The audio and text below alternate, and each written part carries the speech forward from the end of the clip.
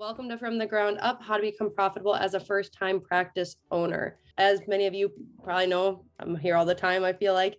My name is Nicole Perry. I'm the Senior Account Executive here at CareStack. I'm joined by my co-host, Maria Fortes. Maria, if you want to introduce yourself, we can get started. Sure. Thank you, Nicole. It's always fun to co-host our events with you. Hi, everyone, and good evening. Thank you so much for investing your time with us this Thursday evening. We're happy for you to take part in our 10th series of From the Ground Up. I can't believe it's 10 already. My name is Maria Fortes, and I am the director of the Practice Heroes program at CareStack. On tonight's From the Ground Up episode, we have an amazing guest joining us, Maritza Duran. She's the CEO and founder of MDent Consulting. Our goal today is that you will come away with an understanding, knowledge, and pearls of wisdom, if you will, that you can apply to be more successful in your business. Sounds good? Great. So without further ado, I would like to introduce you to Maritza Duran. Awesome. Thank you so much for joining us tonight, everyone. Thank you so much, Maria and Nicole, for the introduction. You know, opening your own practice is a big deal. And so if you're writing with excitement, fear, anticipation, worry, this roller coaster that we all experience as first-time business owners, you are not alone. And the truth is that going on your own is risky, but it doesn't have to be so risky. So welcome to How to Become Profitable as a First-Time Practice Owner. I am super excited to spend the next 45 minutes or so sharing with you the experiences and the tools and strategies that I have implemented over the course of my career so that you can walk away with actionable tools that you can implement immediately in your dental practice.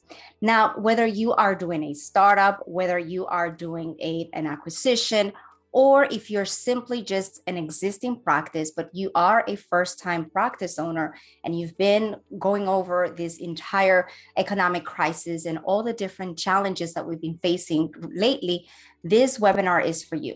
Now, I want to say a disclaimer about, who my webinar is designed for.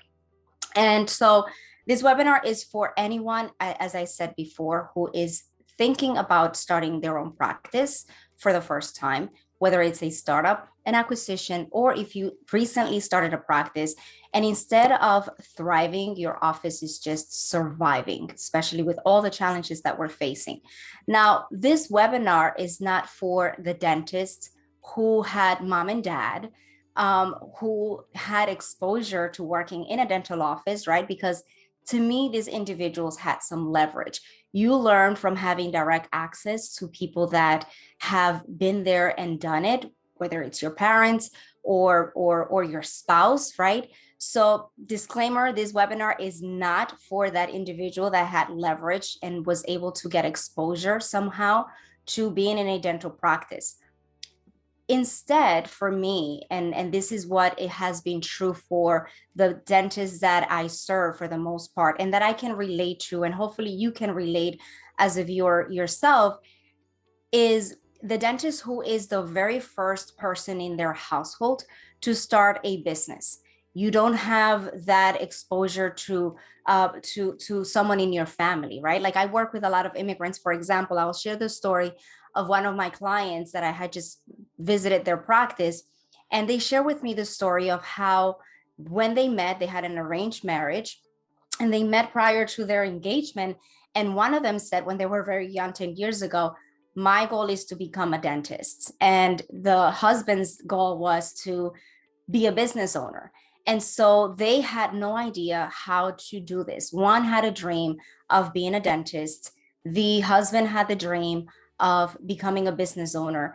And throughout the time, we were able to help them accomplish their dream of first-time ownership. And so that is who this webinar is for. Again, if you are a dentist who is the first one in your family that it's taking on the risk of starting something from scratch and you want to manage the risk and make sure that you turn it into something positive and you go home to your family and leave a legacy that you're proud of, this webinar is for you.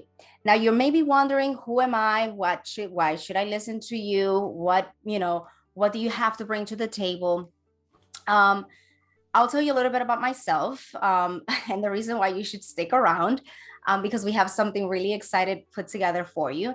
The first thing you should know about me is that I have a lot of skin in the game. I started my career back in 1998, and I've worn every hat in a dental office, from clinical assistant to front desk to office manager to regional manager, and most recently as a business owner, first time business owner myself. So I can relate to every step of the ladder in a dental practice and as a business owner myself. So what I want to share with you today is from the perspective of that individual that grew in a dental practice and saw someone become profitable, successful, and be able to add a lot of value, create a lot of jobs, and be able to lead a great team and do something great for themselves and for their business. I want to share all of this with you today. So I'm really excited again. And I hope that you get everything that you want towards the end of the webinar. I really want you to stick around because I'm going to give you something that is going to help you turn your office around immediately. So I'm really excited for this. That just, for reference, I started my company about 4 years ago. And since I started my company, I have helped over 300 dentists. And throughout this time that I have been serving these dentists outside of practice management, I began to realize that a lot of the dentists have struggled with in these particular areas in their practices. We've conducted surveys, we've asked questions, and we know how the economy and things are. And so I've concluded that the 4 major challenges, or at least that I want to focus on in today's webinar, have been for my, based on the research that I've done for some of my clients, have been the lack of skills for you to be able to grow a dental practice. You go to dental school for clinical skills, right? But starting a business requires a different set of skills that we're not necessarily trained to do, right? This is absolutely something that you're not taught in school. And so that's one of the major pitfalls or challenges that dentists are facing right now, that I know schools don't teach you how to run a business. The other challenge is the economy. And for reference, and the reason why I am so excited about, again, these opportunities, because we're going to use the economy, what is happening today, COVID, and all the challenges with the crisis that is happening and the aftermath of all these, COVID-19 and the lockdown and offices shutting down. We are really feeling the pressure. The economy always pulls tricks on us, and we need to learn how to manage that. Back in 2008, during the last market crash, I was managing offices.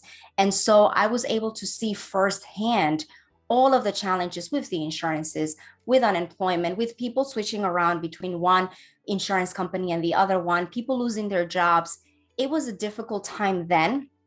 And we are experiencing very difficult, similar times today, if not worse. So what do you do as a business owner? This is one of the things that we're going to be sharing with you today. Another challenge that most dental offices face, and this is only getting worse as time goes on. When I first started working with insurances back in 2004, I was a clinical assistant from 1998 to 2004.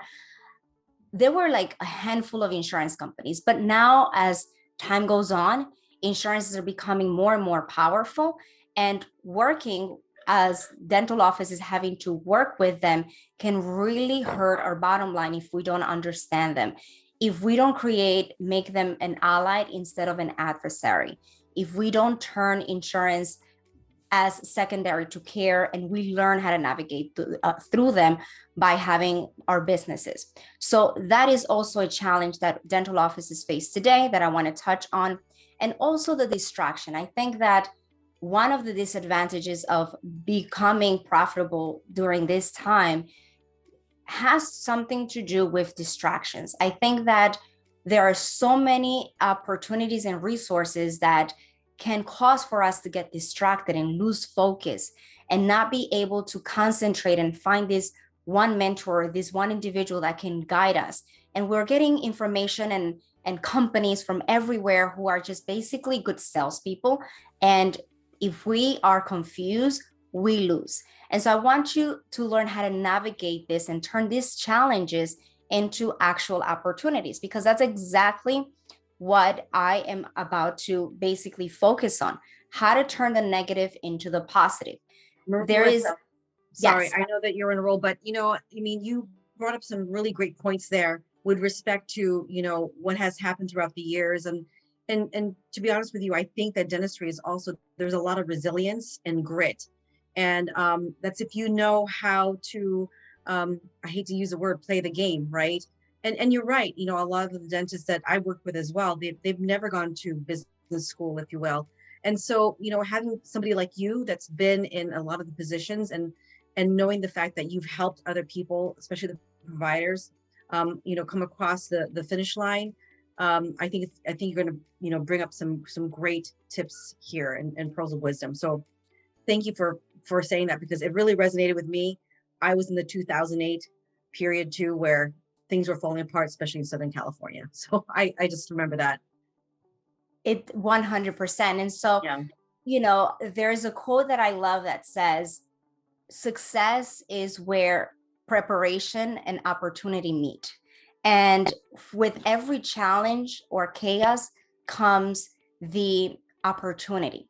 And in 2008, personally, in 2009, after I had been managing the dental practices, I was able to purchase my first home. I took advantage of the opportunity of the market crash and was able to purchase my first home.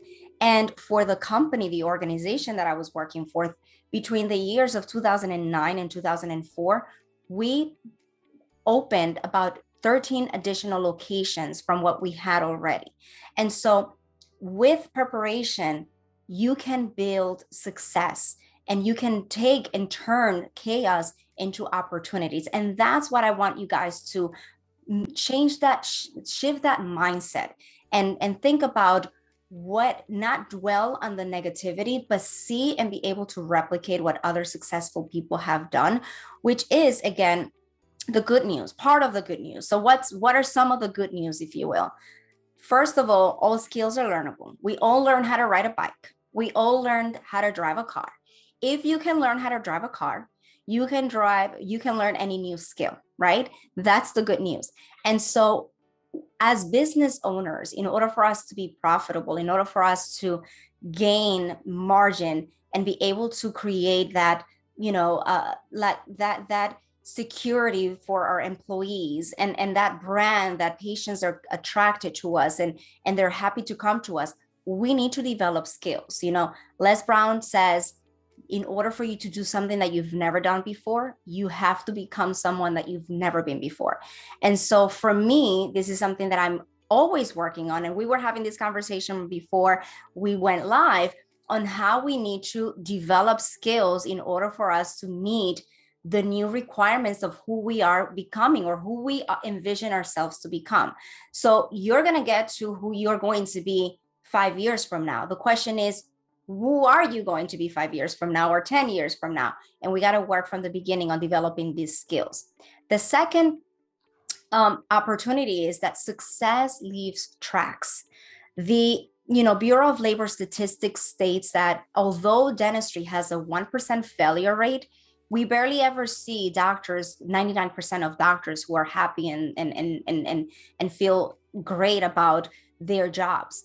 And the reason why is because we need to basically replicate what other successful people do. The law of cause and effect says that if you do exactly what other successful people do, you will ultimately get the same results that that individual has gotten. So let's stop following the noise and use the resources that are out there, like CareStack and all the opportunities that you have, whether you're switching your software or whether you're starting your office from scratch. Like, just off topic here, like one of the things that really attracted me to join this live, and I strongly encourage a lot of my clients, or all of my clients, to work with you. And the reason why is because you have all the analytics and all the things that are so crucial and so important for them to incorporate in their businesses, to prepare them and guide them. So all the resources are there, which is another great news. So on the opposite hand, we have distractions, but we have great resources. And we just basically have to, one, develop the skills of becoming who we want to be. We need to basically replicate what has worked, find ourselves a great mentor, and a guide and make use of the great resources that are out there. Now, what am I going to be putting together for you? I want to break down for you what the agenda is for the night. I know a lot of you are probably thinking, when is she going to get to the meaty stuff? Before I basically tell you about the agenda, and basically my goal is to give you stories, to share with you some of the doctors that have followed a certain path and where they have reached their destination, where they are today, versus some of my clients or potential clients who have taken a different path, and what in contrast has been the outcome of the decisions that they've made over the years. Now, you may be wondering and saying, well, if this is a profitability webinar, shouldn't we talk about the numbers? And yes, we're going to talk a little bit about the numbers, but I really honestly think that in order for us to be profitable, and I should have the disclaimer of what profitability means to me, right? For me, profitability is the excess value that you put out, what you get to keep. And by that, I mean what the excess value of all the skills that you develop yourself. And as a result, you're able to pass it on to your team.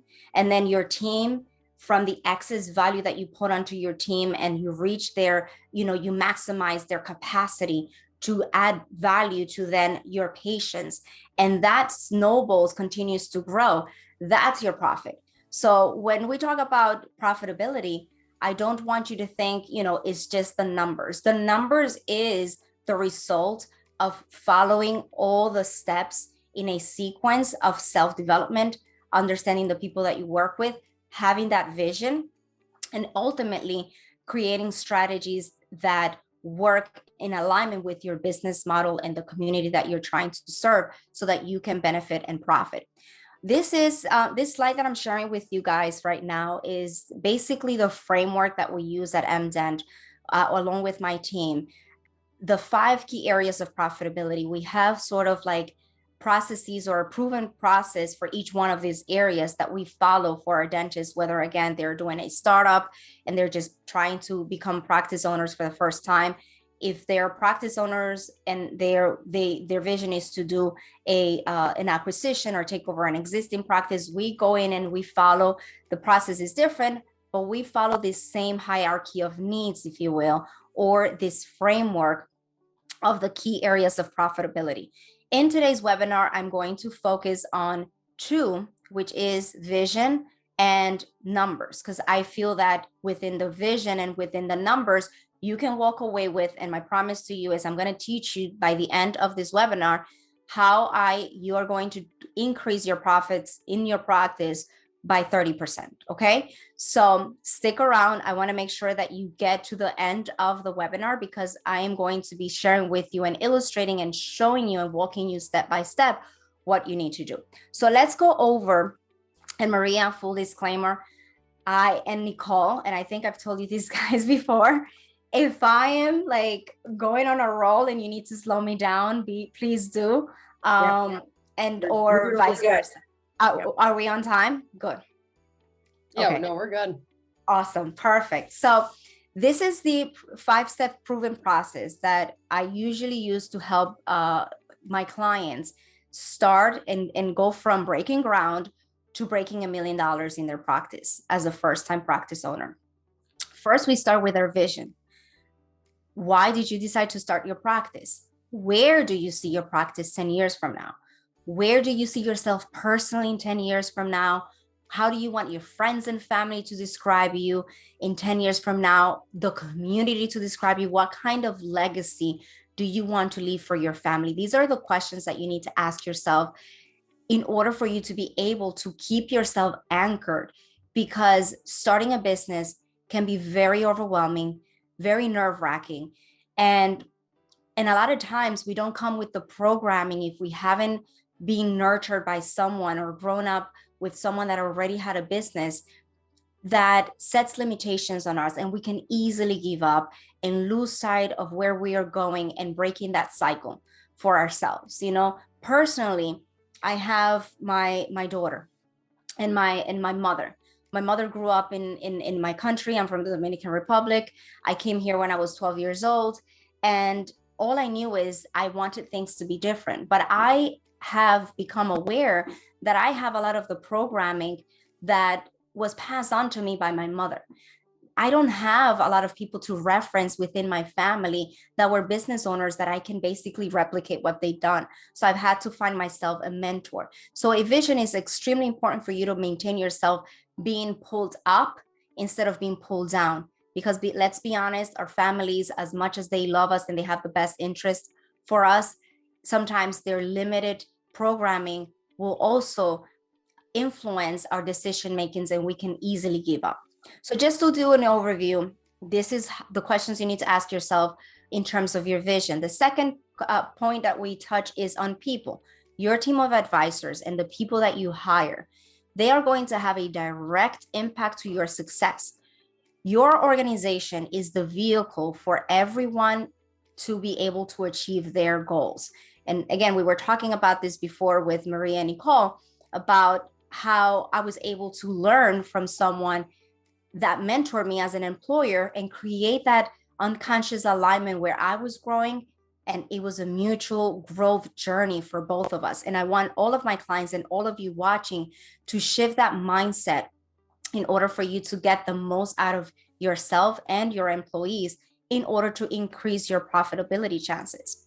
The second point that I'm going to touch, because I'm going to move on to the next slide, is your numbers.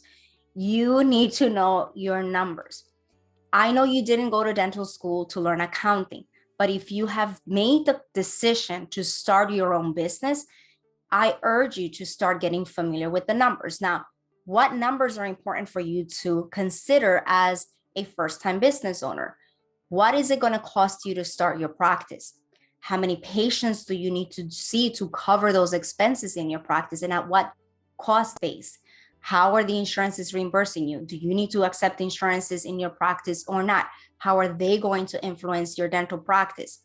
What does it cost you per hour for you to be in the office? And how do you strategically set up a schedule based on the insurance negotiated fees, whether you are doing fee for service or accepting insurances, to make sure that you are scheduling by production? All of these questions you need to have an answer to. What percentages of your expenses are allocated for what in your dental practice? A lot of the successful practices out there, which are the DSOs, if you will, that own 30% of the market share in dentistry, are typically continuing to grow because they create a blueprint.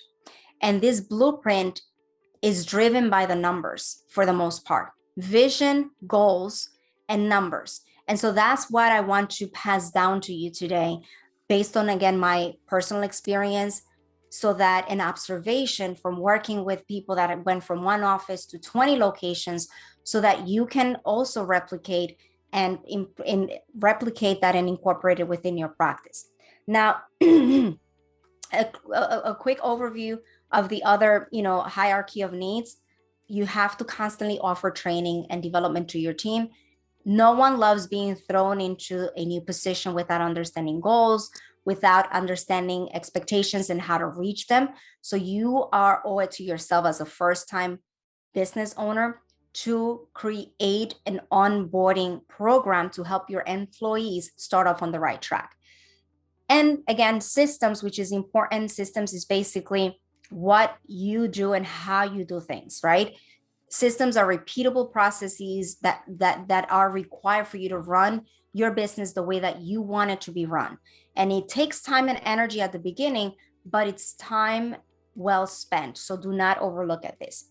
And so with that, as part of the agenda, as I said, I want to talk about the story of some of my two dentists that start up and an acquisition. And then lastly, I want to talk about two case studies for existing practices and how the different frameworks that we use was able to help them increase their profitability. And that's going to be your biggest takeaway. Like, for all of you who are starting, is just like the planning and creating that roadmap. But once you have an existing practice, You have to go in and you need to basically create kind of like a strategy midway. So I want to share with you the story of two dentists that I met recently after I started my company. One of them, they were both associates working for the group that I worked off before. They were friends. They actually went to dental school together. So this is the tale of two startups, right? One of them decided to just basically get guidance and get someone to help her. She knew that I had already helped this one individual open these 15 locations.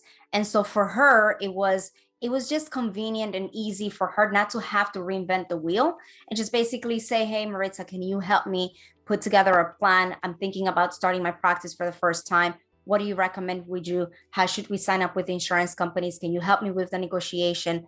I've never hired someone in the past before. Is this something that you can help me with? Can you coach me and put me through this process? Not just in theory, but like to physically go in, roll up our sleeves and make sure that we participate throughout the entire process. So long story short, we have let me see here.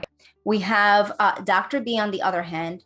She also went to dental school or was working as an associate, but she had this mentality, I want to save time and money. I'm going to try to do this myself.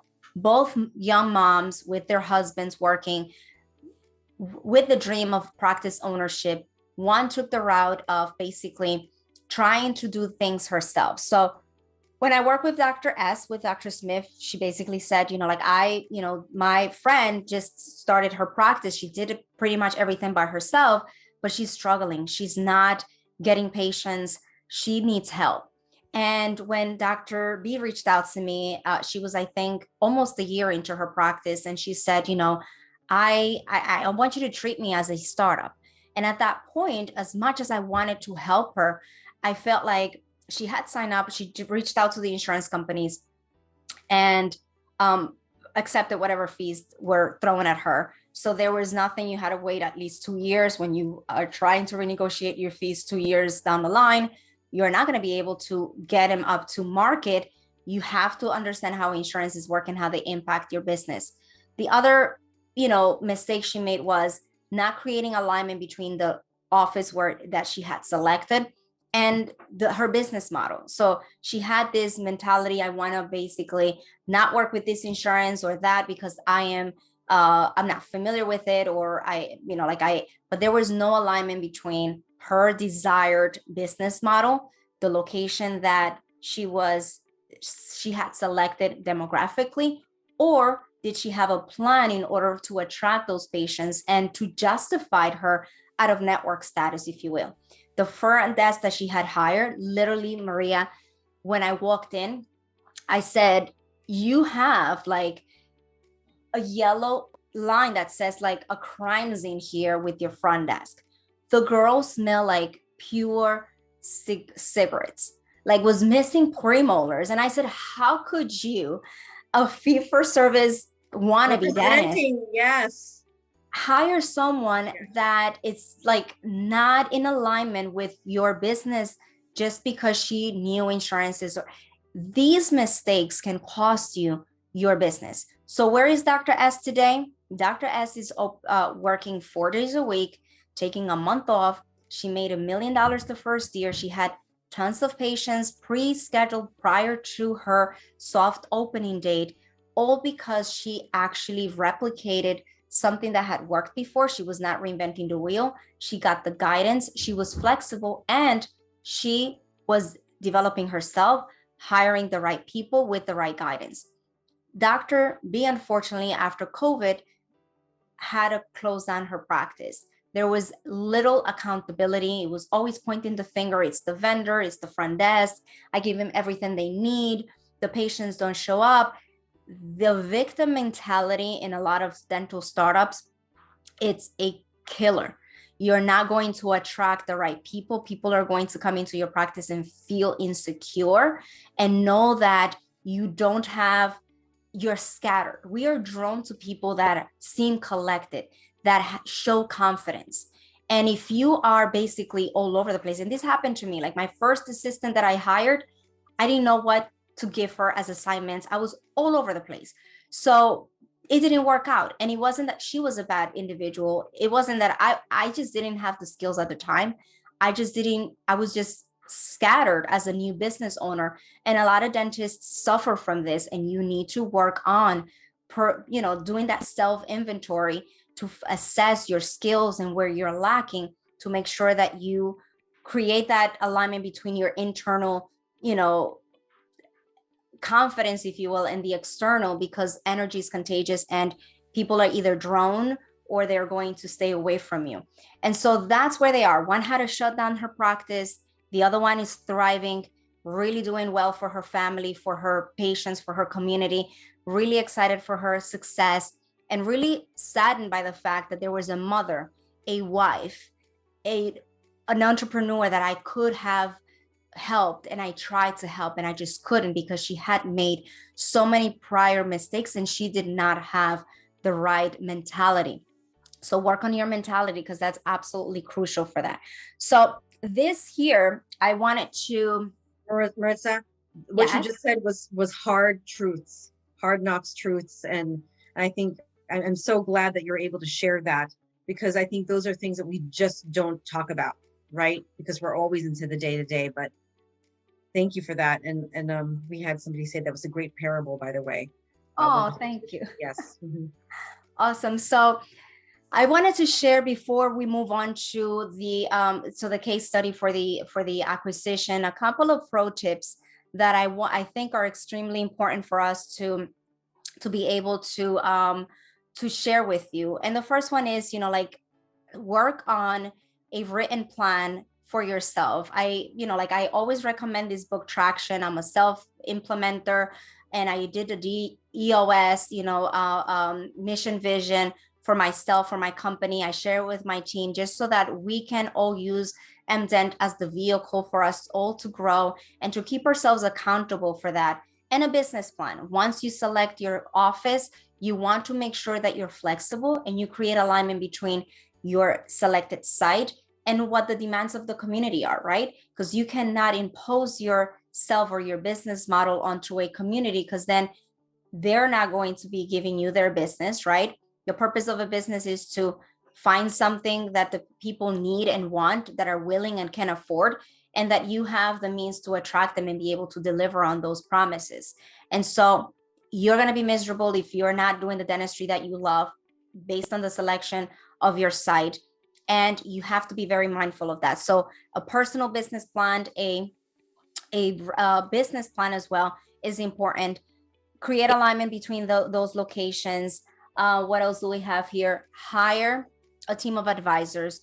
Don't try to reinvent the wheel yourself. Replicate what other successful people have done, and learn how insurances work. Learn about different options that you have as far as contracts. I think after COVID, the numbers have changed a lot between insurance coverage for people. I think about 60%. It was like 80% pre-COVID. And then a lot of people have lost their coverage. Some doctors are going crazy thinking, oh, what am I going to do? How am I going to treat patients? Be creative and find alternative options. I have worked with dentists that through our system, we do market research. We find out insurances, companies that don't provide insurance, and we're able to sell them on an in-house membership program. Where there is a problem, there's always an opportunity. And if you're not tapping into the opportunities and being creative, someone else is doing it and taking the market share. So it is your responsibility to make sure that you are always creating the strategies, the plan, and the implementation along with your team. Get them to partner up with you. And lastly, everything is marketing. I think that I read this amazing book, Everything is Marketing. And I think this is so important. Remember, I just shared with you about Dr. B and having this individual that was missing teeth smell like smoke, because she was like a heavy smoker. These are things that are part of your marketing. There's a difference between marketing and advertising. And I think a lot of people mix them up. I want you to create a sense of separateness and brand building and all the things that you're doing for yourself and the people that you hire, because everything becomes an extension of how you are perceived. We talked about before about like internal and external confidence, and we have to treat ourselves and our businesses in a way of like aesthetically is how patients perceive us, and internally is our house, if you will, or the systems that we have in our practice and the people that we hire. We are always having to constantly work and creating alignment between those two things, the intangibles and the tangibles, the external and the internal, dynamics to basically grow as individuals and grow as an organization. Because in an organization is like an individual, but multiple individuals, right? So that's kind of like how we need to look at it. Now let's talk a little bit about. And Maritza, if you don't mind if I chime in real quick, can we actually go back a slide? Because I think that has a lot of valuable information on that slide. Definitely. And for those who are tuning in, take out your phone, take a photo of that, take a screenshot. Maritza doesn't want to gatekeep these until the very end or just gatekeep them in general. Utilize them. She's putting them in this presentation for a reason and wanted you to have little bits and pieces as we go throughout today's conversation or presentation. And I'm also gonna put in the chat that everything is marketing is from Fred Joyal, one of a good book too that I've read, and as well as Traction by Gina Wickman. Love the Level 10 meeting. That's the way to get the needle moving. Perfect. Thank you, Maria. Welcome. And I think we can go past the slide now, but I just wanted to give everyone the opportunity to take a quick screenshot of that because I think that's really valuable information. We're good. Thank you so much. Awesome. So now we're going to talk a little bit about as a first-time practice owner, what are some of the dynamics if you're anticipating purchasing an existing practice?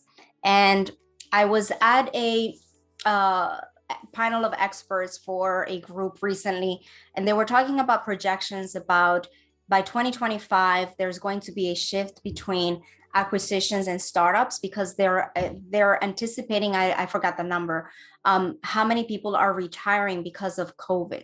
And so we're going to see this wave, if you will, of opportunities for existing locations out in the market over the next 2 years or 3 years or so.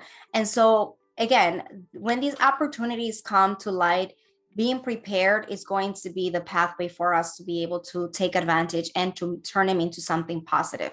Now, this particular case study, I had a dentist, again, like I when I started my company, I started working and focusing primarily on a set of services. And then eventually, as I grew my team, we expanded into the different services that we now provide, which is the entire framework. And one of them had to do with insurance. So I had this one dentist that was working with us on insurances and on insurance renegotiations for his practice. So we did a really good job on sort of getting the insurances that were for the existing provider, replicated the ones that were good and tried to renegotiate the outdated fee schedules and so on and so forth. But there were other dynamics in the practice that I wasn't able to help because he was not a client of mine, or at the time of having the opportunity to get all of these other services that we now provide for our clients. And so he called me like around 11 o'clock, 12 o'clock, midnight. And he said, Maritza, my entire team quit. Everyone left the office. Patients are requesting their charts. I don't know what to do. And so I basically gave him advice based on my experience, and I listened to him, and we tried to come up with a plan for him to be able to turn things around. And it worked out at the end, but he lost from the amount that he paid for this location to the amount that he actually ended up with or having to invest to recuperate was a lot. And so I want a lot of you to be able to prepare yourself for the dynamics of owning a practice, an existing location. One of my clients, one of our recent clients was a startup. And when we did the analysis and we followed that framework that I shared with you, we realized that 70% of the practice was Medicaid. This is a pediatric dental, partnership. And they were going into this practice without realizing that they had to work 3 times more or harder in order for them to be able to generate enough money for them to be able to go home. They were tired, they were exhausted. And one of the things that we discovered, because we did all of the process that we need to do in order for us to dig dirt, if you will, and after the valuation was done and the systems to incorporate and onboard the team, was that they were channeling out the PPO patients to their sister offices. This is a 5-group, kind of like mini DSO, if you will, that was selling one of the practices. There's skeletons in the room all the time when you're dealing with this kind of offices. And if you're doing it alone, you are to just follow the framework that I shared with you, create a plan, make sure that the people, you have systems for that, for the training, because it can cost you a lot more if you don't have a plan. Like, one of the things that we ended up doing for this practice was we replaced the entire team, and we had to look at the numbers very closely to revamp the marketing and do other things in order to shift the business model to put a cap on this Medicaid so that we can reduce the dependency on this Medicaid, population, and increase the PPO. Because at the end of the day, you want to make more money, and at least for the same services. You need to create this type of strategies. And I know we're running out of time, right, Nicole? Yes. Gotta speed it up. Probably about like 10 more minutes left. Yes. Okay, awesome. So basically, here are some pro tips for dental acquisitions. I want to get to the meaty good stuff, which is going to be the end.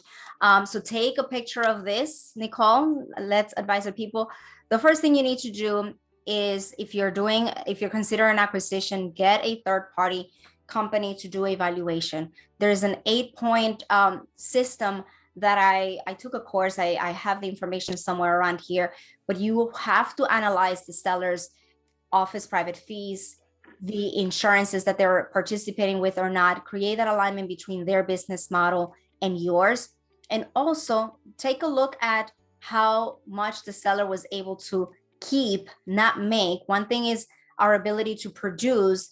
And then if our overhead is, out of whack, and we're keeping the same dollar amount, then you're inheriting and you're going into a situation where, as a first-time business owner, inheriting an existing team with already a workflow, changing and making these modifications are going to be extremely overwhelming and challenging for you. And so you have to be very strategic, create a plan, and buy into the team. I was telling you guys earlier about this one client that wanted to make changes before the closing for the team, like the software. And I said, at least build the relationship with the team, because you are going into, kind of like muddy waters. You don't know what to expect. So you have to prepare yourself and take things gradually and be very strategic, so that the good faith of those charts that you're paying for stay there, so that you can retain and attract the best people that are going to be in alignment with your business model and the changes. And gradually, throughout building that trust, you can make the modifications, but take it slow when you're doing an acquisition. And now this is kind of like to sort of like summarize everything that we've done, something that is applicable for everyone, whether, again, if you are already thinking about a startup or an acquisition, or if you're an existing practice. I want to teach you, and the last thing that I want to do for you is to help you walk away with a strategy that is going to help you increase your profitability right away. It's going to take some time, but at least you're going to be able to take this information and start to implement it immediately with your team. Okay, so here we have 2 offices, and for every dental practice that accepts insurances, you're going to have a kind of like the most common insurance carriers that are like the highly utilization, if you will. On to the right or the left, you have your typical insurance mix. The top 5 insurance companies for this office are Delta Dental, which is, like the biggest insurance in the country. You have United Concordia, you have Blue Cross Blue Shield, you have CareStack, Care First, which is another carrier, and MetLife. So this is a dentist that reached out to us. He wanted to restructure his insurance companies, and he said, can I renegotiate my fees? And I basically said that there is not a lot of room for negotiations. Luckily, I taught him and the office manager how to renegotiate directly, so that, again, if you are an existing practice and you're thinking about renegotiating your fees or leaving a direct contract to participate through a third-party company, you really need to run this analysis and see what impact you're going to have on your bottom line. Because a lot of times, a lot of companies sell you on a promise, and it's like, it's like a souvenir, because you're never really going to be able to make use of the fees, and that it's going to hurt your bottom line and you're not going to be making any money. In contrast, insurance mix by design. This is a client of ours. And when we did the market research and we came up with the top, like with the top 5 insurance companies, Delta Dental is always the one that it's the highest, biggest carrier in every dental practice. So what is the strategy? What is it that I want you guys to do? I want you guys to run a report that is going to show you your top insurance companies. And I want you to analyze the fee schedules that you have for each one of those insurances. If there is any room for negotiation, then I would encourage you to build a relationship with the agent that it's basically in charge of that particular insurance. If it's been more than 2 years since you work with them, your Delta Dental, United Concordia, and your Care First and all of those insurances, slim chances to no chance. But what can you do? What you can do instead is do what I did for my client, which is I said, for every day that you have your patient's schedule, out of 10 patients on your schedule, I don't want more than 3 patients to be Delta Dental. We need to create kind of like a strategy for us to be able to maintain a good level of balance on our schedule to be profitable. So let's just say your, Delta Dental pays you $700 for a crown. If you have patients with MetLife and you have a better fee schedule with MetLife, why don't we find ways to engage more with those, to grow that patient population, to compete with the Delta Dental base, instead of going with kind of like blindfolded and just go with the flow. Patients call the practice, you schedule them, you schedule them, you schedule them.